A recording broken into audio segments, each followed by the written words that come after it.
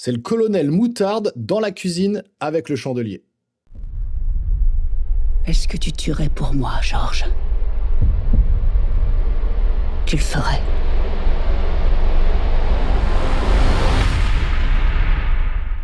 Bonjour les amis, bienvenue sur la chaîne, j'espère que vous allez bien. Aujourd'hui, on va parler du dernier film de Steven Soderbergh, The Insider, avec Michael Fassbender et Cate Blanchett dans les rôles principaux. Alors c'est un film que j'ai pu voir hier au cinéma en avant-première à 20h30, mais il sort aujourd'hui, ce mercredi 12 mars 2025, et c'est un film, je vous le dis tout de suite, qui est très particulier, assez différent des thrillers d'espionnage qu'on a l'habitude de voir au cinéma, et pour être tout à fait franc avec vous, c'est un film qui va divisé, hein. Il va pas plaire à tout le monde, mais moi j'ai trouvé ça plutôt intéressant et c'est pour ça que je voulais vous amener mon avis pour vous donner peut-être l'envie d'aller le voir au cinéma. Alors de quoi ça parle ce film The Insider? Alors pas d'inquiétude, il y aura zéro spoiler dans cette critique pour rester jusqu'au bout.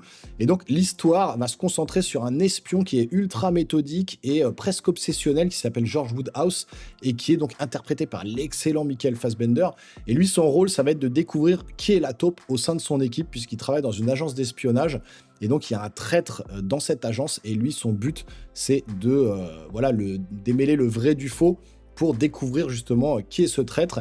Et donc on se retrouve dans un film qui ressemble presque à un Cluedo géant. C'est pour ça que j'ai nommé ma miniature Cluedo, ça m'a fait vraiment penser à ça, avec des personnages qui se soupçonnent tout le temps, on ne sait pas qui dit la vérité, qui ment, qui est vraiment quelqu'un de confiance ou pas. Donc on va jouer là-dessus pendant tout le film. Le film dure 1h33 en plus, il dure pas très longtemps, donc c'est plutôt cool. C'est pas forcément très rythmé en termes d'action, etc.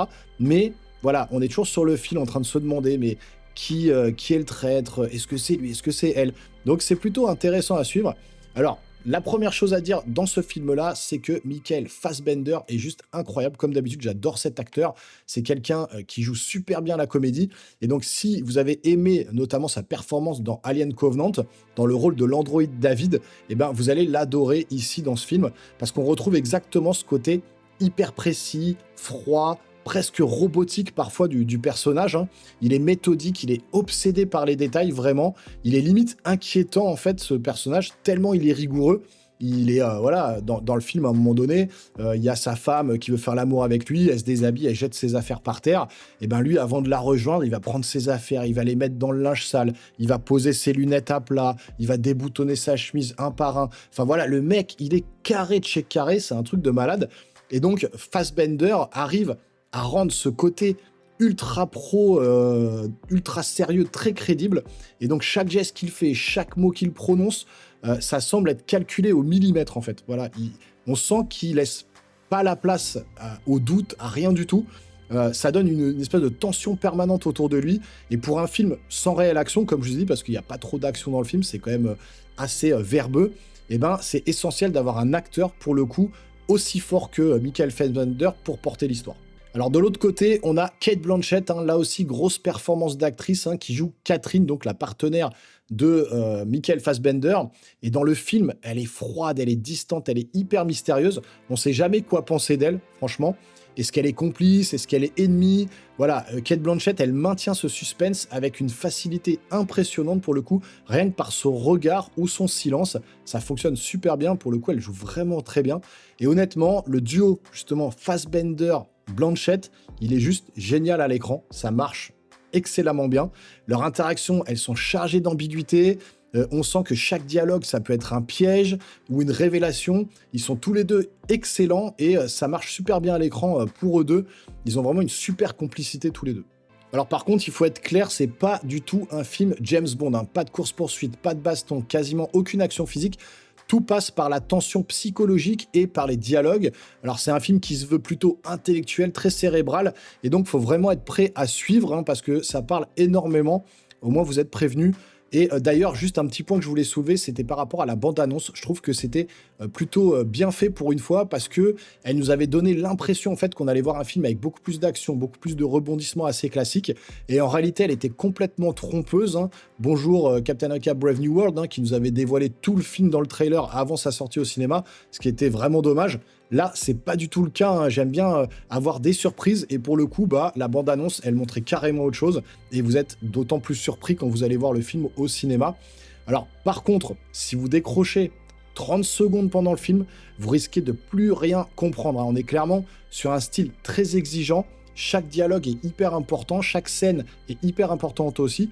Donc si vous ratez une scène, si vous ratez un dialogue, si vous vous mettez sur votre téléphone ou vous parlez à votre compagne ou à votre compagnon ou peu importe, vous allez perdre le fil. Ça, c'est clair. Donc ça peut être frustrant vraiment si c'est pas le genre de film qui vous plaît. Mais par contre, si vous accrochez au concept, eh ben, c'est hyper stimulant. Alors, ce qui est assez cool aussi, c'est cette ambiance un petit peu de jeu d'enquête grandeur nature, hein. Pendant tout le film, on essaie de deviner un peu qui est la taupe, on analyse chaque indice, et Soderbergh, du coup, il joue vachement avec nous, puisqu'il nous lance sur plein de pistes différentes, hein. À chaque fois, on croit qu'on a compris, et puis d'un coup, boum, il nous balance en fait un élément qui nous fait complètement douter.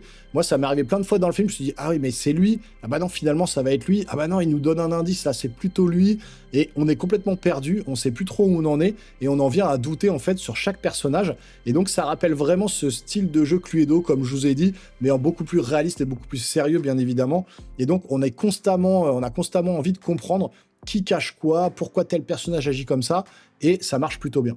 Un autre point fort du film, hein, c'est la réalisation de Steven Soderbergh, hein. Si vous connaissez ses films comme Ocean's 11, vous savez qu'il aime les histoires précises, millimétrées, stylisées. Et là, il est en pleine maîtrise de son sujet pour le coup. La mise en scène, elle est chirurgicale, très précise, très élégante. Et ça colle parfaitement au personnage principal du film, au style du film, notamment avec ce personnage de Michael Fassbender qui est toujours tiré à 4 épingles. Donc ça fait un peu un effet miroir avec la réalisation du film, qui est très précise également. Il y a également la photographie qui a un côté rétro assez prononcé, un peu 70s, avec une colorimétrie qui rappelle un peu les films d'espionnage des années 70. Et c'est quand même assez sympa, assez beau, mais c'est vrai que certains trouveront peut-être ça un petit peu froid visuellement. Et également la musique qui est assez intéressante. Elle est très discrète quand même, enfin elle est discrète. Elle intervient à certains moments en fait, et quand elle intervient, c'est assez marquant. C'est sur des moments d'enquête, des moments de doute. Donc ça renforce bien la tension, mais ça en fait jamais trop. Voilà, c'est plutôt assez discret dans l'ensemble. Alors évidemment, je vais rien vous dévoiler ici, mais personnellement, j'avais pas vu venir la fin du film. Soderbergh a vraiment réussi à me surprendre, puisque pendant tout le film, j'ai passé mon temps à me poser des questions, à réfléchir aux moindres petits détails. Je me suis dit, bah, c'est peut-être lui, ou non, c'est peut-être lui par rapport à ce qu'il a dit là, par rapport à ce qu'il a fait là, par rapport à ce qu'il a montré là. Il y a vraiment des petits détails sur des objets, sur des gros plans, sur des phrases qui sont dites, sur... voilà, il y a plein de choses, et on se met à douter de tout le monde. Et la fin, je l'ai pas vu venir. Je m'attendais pas du tout à ça, et je me suis dit, ah, bon, bah, il a réussi à me cueillir, donc c'est plutôt cool. Malgré tout, je tiens à vous préciser un truc, ça va pas être un film qui est fait pour tout le monde, je vous l'ai déjà dit, parce que déjà, c'est très lent comme film, c'est très posé, le rythme, il va peut-être rebuter certaines personnes, hein, certains spectateurs qui sont plutôt habitués aux films d'action et aux thrillers beaucoup plus classiques, voilà, genre Mission Impossible ou les films de James Bond. Vous n'êtes pas du tout sur cet esprit-là, hein, vraiment, faut le savoir. Et ensuite, c'est un film qui est très verbeux. Voilà, ça parle beaucoup, les personnages parlent tout le temps, trop pour certains, voilà. Il y en a certains qui vont peut-être se dire, putain, mais ça parle vraiment beaucoup trop. Donc si vous allez au cinéma pour vous détendre ou pour voir quelque chose de dynamique, vous risquez de décrocher très vite, mais pour ceux qui aiment les thrillers très psychologiques, très cérébraux, eh ben, je pense que vous allez probablement beaucoup apprécier ce film The Insider. Alors au final, est-ce que je vous conseille ce film The Insider? J'ai envie de vous dire oui, mais je le fais avec précaution. C'est un film qui est intelligent, très bien réalisé, avec des acteurs géniaux, mais qui demande un vrai investissement de votre part dans la salle. Il ne faut pas décrocher du film, comme je vous ai dit, sinon vous risquez de perdre un petit peu le fil. Mais si vous aimez Michael Fassbender, Cate Blanchett, ou simplement les thrillers d'espionnage un petit peu à l'ancienne, vous pouvez foncer. Par contre, si vous cherchez un film d'espionnage plus traditionnel avec des explosions, des fusillades, des courses-poursuites, un peu comme c'est le faire Mission Impossible ou James Bond, eh ben, vous risquez clairement d'être déçu de ce film-là. C'est pas du tout un film dans ce style-là. Donc maintenant, on arrive sur la fin de cette vidéo. J'espère que ça vous a plu. N'hésitez pas, si vous avez vu le film, à me dire ce que vous en avez pensé dans les commentaires. Lâchez un petit pouce bleu, hein, vraiment, ça fait vraiment plaisir. Et puis n'hésitez pas à vous abonner à la chaîne et puis activer la petite cloche pour pas manquer les futures vidéos à venir. Et nous les geeks, on se revoit très rapidement sur une prochaine vidéo. Portez-vous bien surtout. Ciao, ciao.